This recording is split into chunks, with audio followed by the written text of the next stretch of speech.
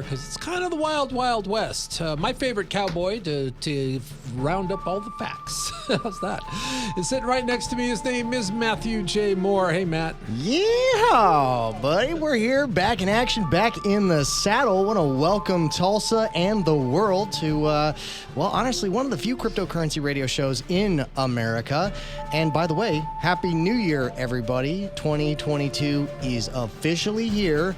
A reoccurring mental construct in which everything is perceived to be fresh and new, when in reality, every day can be a new year.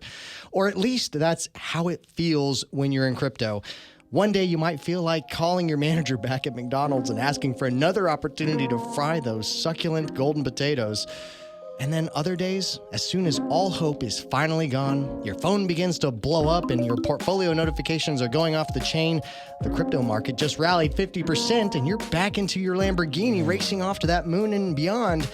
But the one person who helps me stay in orbit is none other than my inquisitive co-host, Eric Cooper. Eric, Happy New Year, brother, and welcome back to another cryptographic adventure in the year of 2022. You know, I'm excited. We're starting the new year off, and we get to do this journey every single week. So, Matt, I'm excited. We got some fun things happening this year, and again, it is. We say zoom out. If you are staring at your phone every 4 hours waiting for a plus 20%, you're going to go crazy. And 2022 is what we're going to make it.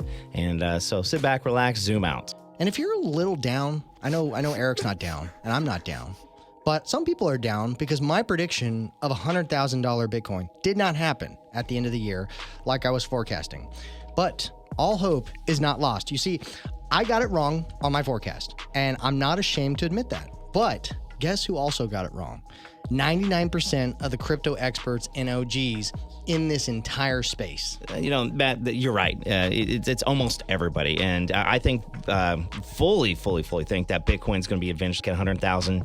But it seems that the market structure is starting to look different from the last 12 years due to institutions, nation states, getting in here and buying Bitcoin. And, don't get me wrong, things may be different at this time and cycles may have been broken. You know, that's correct. I mean, today we see many more ways to trade Bitcoin, along with more derivative products and more opportunities to leverage trade. And the crypto market is starting to mature and go mainstream, no doubt about it. You see derivatives. These are types of financial contracts whose value is dependent on an underlying asset like Bitcoin. Then you've got leverage trading, on the other hand, which basically refers to the use of borrowed capital to get a much higher potential return on your investment.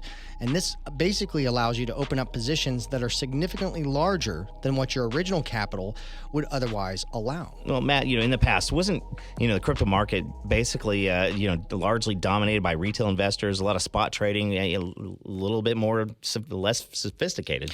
Yeah, no, very much so.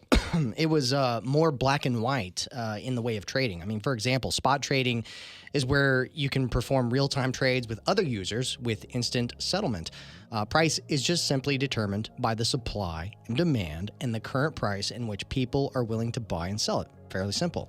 In essence, it was easier to forecast the movements of Bitcoin when all you had to do was observe the supply and demand curve, the 4-year halving cycles, sentiment, and spot trading. This less sophisticated type of market would often overheat, which we've seen many times, into a mania phase and what we call FOMO, which is fear of missing out. I guess that you probably don't see a lot more of that in more mainstream, sophisticated, mature markets. Yeah, I mean, if a mature market overheats, there's a lot of incentive to take a short position to help take the heat out of the market, which simply means people can use tools that allow them to specifically invest in a way that the investor will profit if the value of the asset falls. So they're basically, they begin to make bets that the price will go down instead of up, and they make money by doing that. And it's important to note that we saw a lot of that leading up to May 2021, before we got the 50% correction, with more institutional players. No doubt, we've seen a lot of that. A lot of their products entering the space, along with their liquidity and strategies. This will most likely continue to morph the way that Bitcoin and other crypto assets perform. And we're seeing that. Many of us in the space expected it to some degree, but a lot of us who've been in the space for 5 years or longer didn't expect it to change to the degree that it has in 2021. And You know, think about this.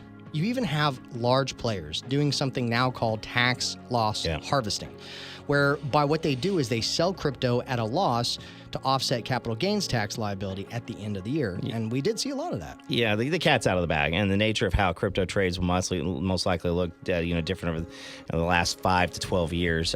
It's not entirely bad, though. Millionaires will continue to be made, but as the market matures and becomes more mainstream, what you're going to see, apart from a complete failure in fiat money, we'll most likely see less volatility and diminishing returns as time goes on. Yeah, I mean, I believe that wholeheartedly, Eric, and 2022 will still be a good year in my opinion.